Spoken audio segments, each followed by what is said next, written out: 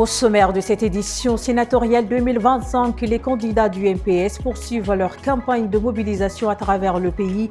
À N'Djamena, ils intensifient leur action pour allier les électeurs des 10 arrondissements à leur cause.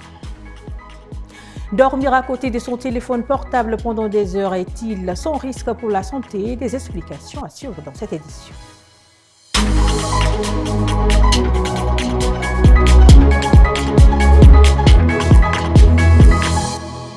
Bonjour et bienvenue à tous. Le Premier ministre Alamai Alina a lancé ce 18 février le Forum international du développement des infrastructures.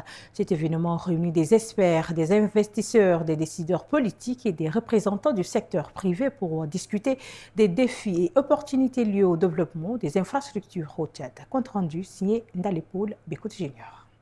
C'est un grand rendez-vous. Les petits plats sont donc mis dans les grands. Les invités venus des 4 coins du pays, mais aussi de l'extérieur, répondent présents. Représentant les partenaires techniques et financiers du Tchad, Racid Pertev, qui est aussi le représentant résident de la Banque mondiale, soutient que la construction des infrastructures durables est indispensable pour l'épanouissement du peuple tchadien. Amir Kourda, ministre des Infrastructures, s'est satisfait des nombreux projets débutés en voie de finition et en réflexion. Il cite quelques-uns. Il y a également 2 autres corridors en cours de construction, à savoir la route transsaharienne pour relier le Tchad à la Méditerranée à travers le Niger et l'Alger et la route N'Djamena-Abécha-Abou-Goulem-Adré frontière Soudan pour accéder à la mer Rouge. La construction des routes interprovinciales, des ponts ayant une vocation d'intégration, notamment les ponts entre Yagua au Cameroun et Bongor au Tchad en phase de finition. Ouvrant les travaux, le Premier ministre Alamai Alina renouvelle la disponibilité du Tchad à accueillir les investisseurs. Nous avons créé un environnement propice à l'investissement avec des réformes ambitieuses pour assainir et moderniser le climat des affaires.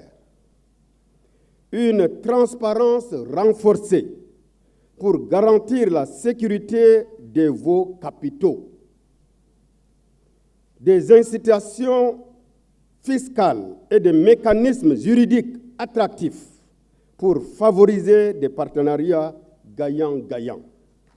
Pendant 3 jours, les participants à ces forums vont notamment échanger sur les thèmes liés à la gouvernance, aux politiques publiques, au diagnostic des infrastructures du Tchad et des stratégies pour la construction des infrastructures modernes.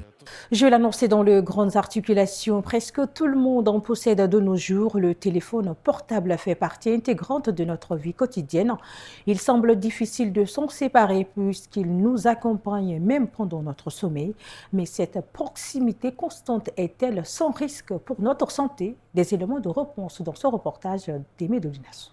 Le téléphone portable, on ne s'en sépare presque jamais. Au travail, en famille, et même pendant le sommeil. Certains le laissent en charge près du lit, d'autres le glissent sous l'air oreiller. Mais pourquoi? J'ai l'habitude de déposer mon téléphone juste auprès de moi, de mon oreiller bien sûr, parce que mon téléphone a un peu d'importance pour moi. Je place mon téléphone juste sous mon autre oreiller et je ne sais pas, c'est pour quelque temps, pour avoir les messages des autres, et si j'ai fini, je prends ça et je mets sur la table. On met notre téléphone à côté de nous, surtout très proche de nous, pour que le réveil sonne et puis ça nous permettra de se réveiller. Une habitude qui, selon les experts, n'est pas sans conséquence sur la santé. Les téléphones émettent des lumières bleues qui peuvent perturber en fait la sécrétion de l'hormone qu'on appelle la mélatonine, qui est l'hormone de sommeil. Et cette perturbation peut entraîner certaines formes d'insomnie, des réveils nocturnes qui peuvent donner une mauvaise qualité de sommeil, qui peuvent à la longue donner aussi certains troubles neurologiques. Vous êtes avertis, il est essentiel de limiter le temps d'écran et de dormir loin de son téléphone. Autre chose à présent, à l'approche des élections sénatoriales, les candidats du MPS, Wang Laouna Ibrahim Foula et Mariam Ahmed Djemil, poursuivent leur tournée auprès des conseillers provinciaux et communaux. Hier après-midi, ils étaient dans le 5e arrondissement pour mobiliser les grands électeurs Guémadi Aristide et Nyakingé Makarim. Déterminés à parcourir les 10 arrondissements de la capitale, Wang Launa Ibrahim Foula et Mariam Ahmed Djemil sollicitent le soutien des conseillers pour assurer la victoire du MPS. La secrétaire exécutive du parti pour le 5e arrondissement, Fatime Ahmad Mahamat, insiste sur l'importance de cette rencontre. Obtenir les suffrages et promouvoir les idéaux de solidarité et de paix du MPS. De son côté, Mariam Ahmed Djemil rappelle que les enjeux locaux nécessitent une action urgente. Renforcer l'infrastructure éducative et investir dans la formation des enseignants pour garantir que chaque enfant reçoit la meilleure éducation possible. Améliorer l'accès à la santé de bonne qualité, en particulier pour nos aînés et les personnes les plus vulnérables. Stimuler l'économie locale en soutenant les petites entreprises et en attirant de nouvelles industries créatrices d'emplois, surtout dans le domaine de l'autonomisation de la femme. La campagne sénatoriale prendra fin dans 4 jours, selon le calendrier de l'Ange. Actualité dans nos provinces à présent, en campagne pour les élections sénatoriales du 25 février prochain. Les 2 candidats investis par l'UMPS, Mbayong Maloum Ronel Doubangar et Dr Beyo Malou Adrien, sont en tournée dans le département de la Niapindi. Ce 18 février, ils séjournent à Gorée, chef-lieu du département, pour mobiliser les conseillers provinciaux et municipaux élus en vue du scrutin. Compte rendu de Mbaylaïsoum Dieudonné et Habibangini. Lors des élections couplées du 29 décembre dernier, 21 conseillers provinciaux et communaux ont été élus sous la bannière du MPS.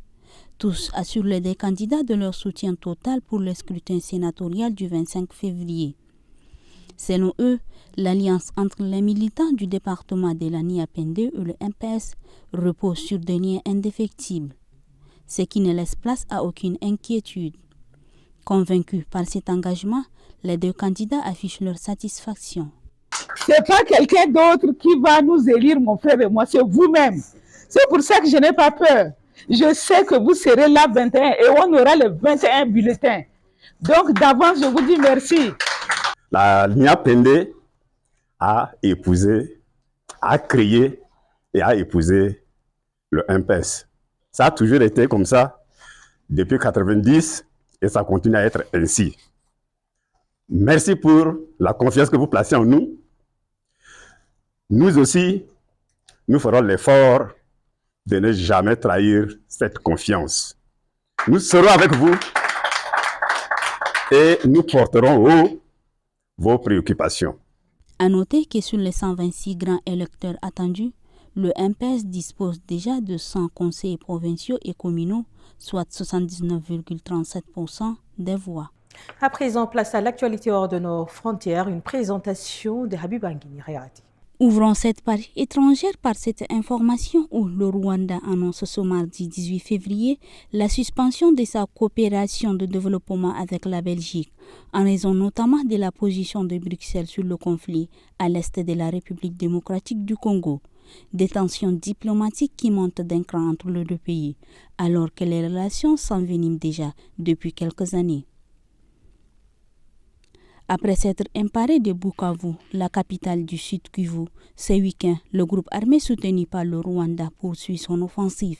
Ce mardi 18 février, il s'est notamment emparé de Kamiola, une autre localité de la province, où l'armée congolaise et les forces burundaises qui leur prêtent main forte s'étaient installées.